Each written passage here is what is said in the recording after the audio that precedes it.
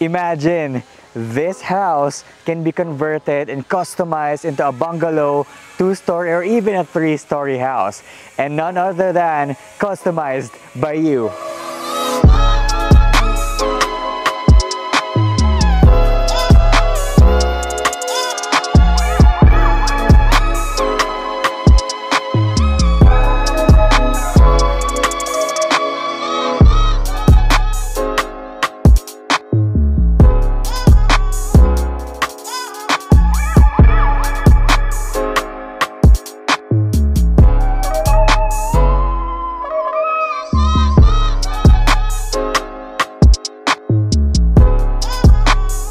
Hi everyone, it's Earl, the Dynamic Realtor, and we're here again in V at Southern Plains dito sa Calamba City, Laguna. If you haven't already, be sure to check my previous video about this village para ma-refresh ka and magkaroon ka ng idea about the amenities, what to expect, and of course, yung unang model na feature natin. Again, there are 4 villas to choose from, and ito ay second model pa lang, kaya be sure to hit like, subscribe, and the notification bell because marami pa tayong makikita ang model house dito. Once again, this premier development is being developed by VCDC or Victor Consunji Development Corporation. Again, sila ay nagsimula as a construction company, contractor talaga sila, kaya expertise nila ang mga materials. Kaya naman, ito lang ang nag-iisang house and lot project dito sa Laguna or even maybe sa buong region na kaya mong i-customize even the number of bedrooms, the number of floors, the materials, pati yung layout sa loob. Kaya naman, I can't wait to show you Ivy Premier Villa. This is one of the 2 premier villas you can choose from. Ito yung smallest villa sa buong V, pero it should not be underestimated. It has big features and mga unique living experiences that it can offer that will really stand out. Ang lote nitong model na to is around 200 square meters pero ang minimum ay 150 square meter lot. It can be built into a bungalow or up to 3 stories high, up to 7 bedrooms. Imagine, 150 ang lote pero up to 7 bedrooms ang kasya. It has 2 carports, large skylights, and indoor garden.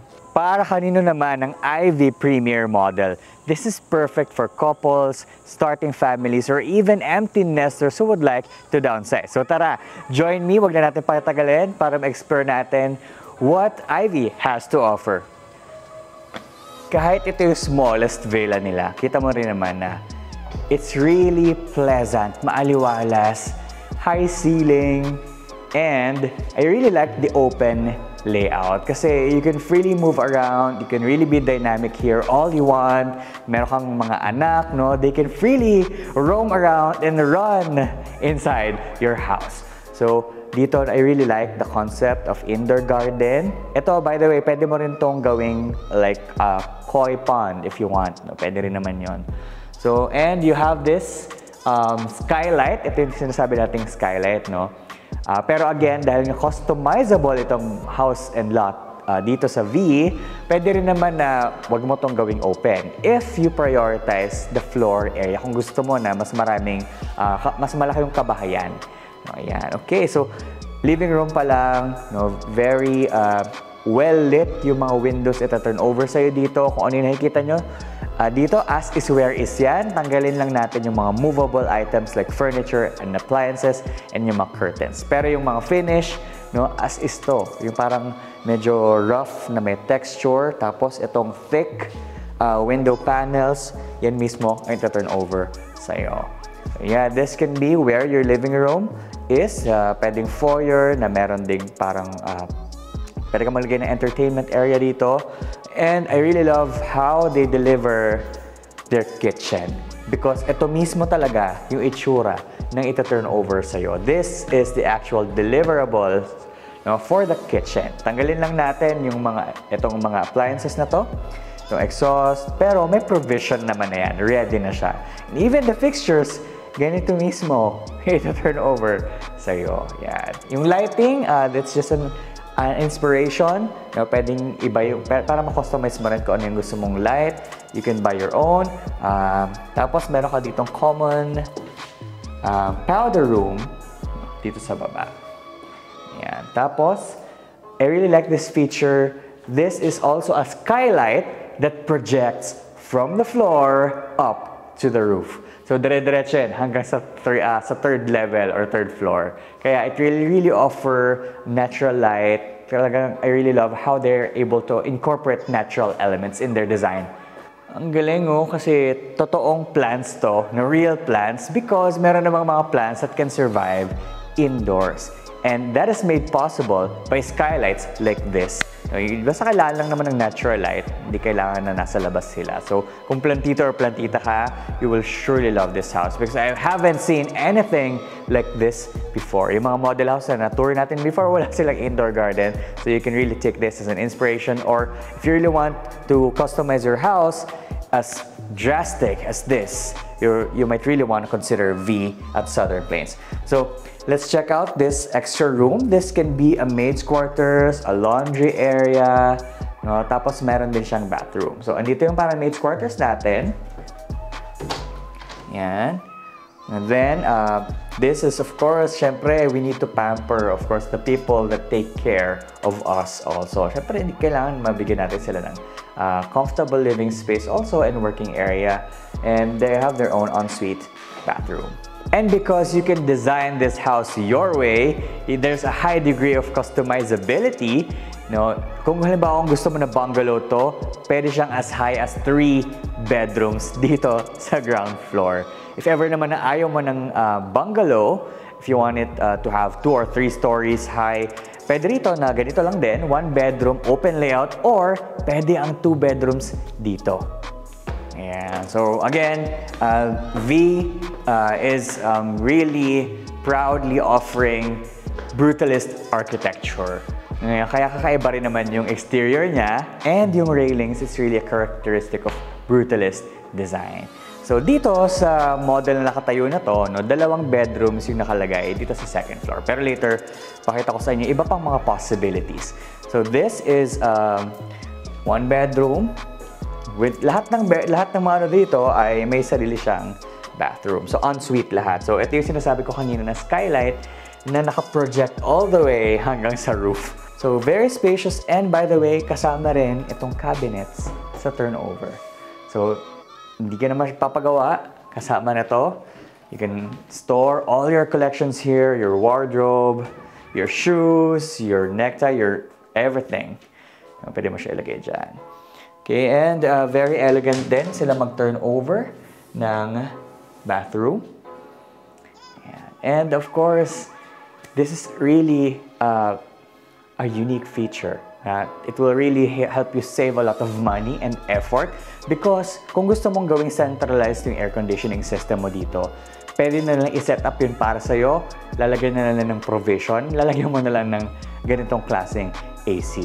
Pero ang standard talaga na deliverable nito is yung for split type AC, no? Kailangan mo lang sabihan ang developer kung gusto mo lagyan ng provision for a centralized AC. And then explore naman natin to. This is the master's bedroom.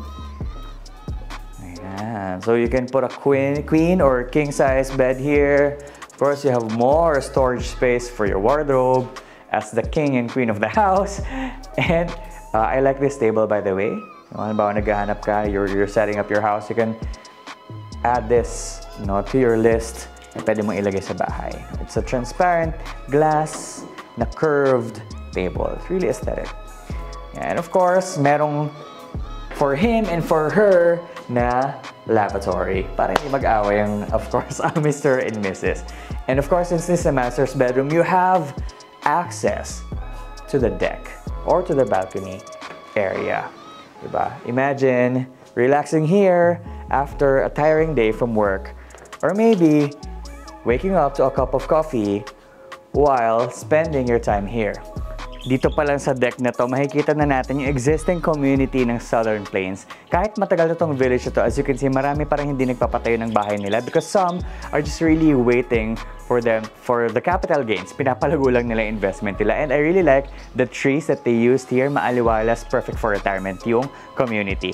And this balcony or deck is connected to the common area. And dito tayo kanina. you have access also going to the other bedrooms from the balcony. Konektado lang sila. Now, depending on your family's needs, the configuration of the second floor can be anything that your heart desires. So dito, merong 7 different possible configurations. Imagine the level of customization na posible, no? So first is, it can just be a simple deck na walang bedroom. Pwedeng family area lang siya na malaki yung buong floor. Pwede rin naman na 1 bedroom with deck, 2 bedrooms with deck, or 2 bedrooms with garden or family area. Pwede rin naman na 3 bedrooms with garden or 3 bedrooms with family area. So, yeah, sky's the limit. The beauty of this village is that kahit 150 square meters yung lote mo, pwede kang magtayo ng 3-story house. Sa ibang villages kasi, pag ganun yung lote mo, 150 or 200, hanggang 2 stories lang. So ano ibig sabihin nun? You have more opportunities to create a room with a different or unique purpose. So etong papasukin natin, it's just another bedroom. Ayan. With, of course, its own ensuite bathroom na nakaproject pa rin dito yung skylight kanina. Diba? Ang ganda niya. So, dito, halimbawa hindi mo naman kailangan na extra bedroom na ganito. Pwede rin naman na gawin mo siya, i-convert mo lang siya to any room or space that you want. Gaya ng sabi ko sa previous vlog natin, it can be an office, a playroom, maybe a study area, or simply a place where you can store your belongings. Parang stock room siya if that's what you want. Or pwede rin fitness area. Ikaw na bahala sa imagination mo or depending on your lifestyle.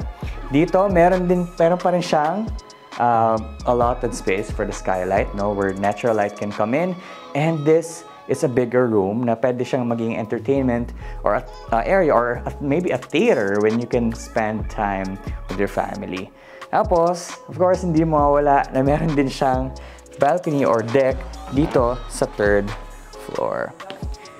Ayan. And of course, nakaproject din siya dun sa area ng papunta sa staircase. For this 3rd floor, you have 3 configurations possible. Pwede siyang isang buong roof deck lang din, or 1 bedroom with deck, or 2 bedrooms with deck. I just really love how homey this home is. Nung una ko itong nakita, grabe, parang hindi na ako masyado lalabas ng bahay. If halimbawa ganito yung bahay ko, no? And by the way, yung materials, pwede mo na siyang i-customize. Even the tiles, ikaw bahala pumili kung gusto mo anong kulay, like fog, bronze, beige. Meron naman yung file na ipapakita sa'yo, yung developer, para makita mo yung mga standard finish and the different options that you have. Even the ceiling, pwedeng painted finish lang siya, or pwedeng parang ganito na gypsum board with shadow cornice painted finish. Yung wall natin, standard yan, fine painted finish. Yung cabinetry dito sa kitchen and even dun sa mga bedrooms natin, you can also customize the color of those cabinets. Now, how much is an Ivy Premier Villa? The price range is between 17 to 34 million pesos depending on the configuration. But for this sample model house na nakatayo ngayon, tanggalin natin lahat ng mga furniture and appliances. The total contract price is 34.9 million pesos. Actually, marami naman tayong payment terms to choose from. Pwede kang mag-deferred cash, pwede kang mag-spot 20%, pwede ka rin naman mag-spot cash or spot 30% down payment. Pero of course, dito ay didiscuss ko lang yung dalawa, which is spot cash and spot 30% down payment. So again, this model, ang lot area nito is 204 square meters. Ang floor area niya, yung covered, is 249 square meters. Yung total living area naman, kasama yung mga exterior spaces, is around 399 square meters. So TCP is 34.9. For spot 30%, makaka-discount ka ng 5%. That's around 1.7 million din na discount. So magiging 33.2 million na lang yung total contract price. Reservation fee is 100K. The 30% down payment is around 10.8 million pesos. Then, yung balance, pwede mo siyang i-cash or i-bank financing.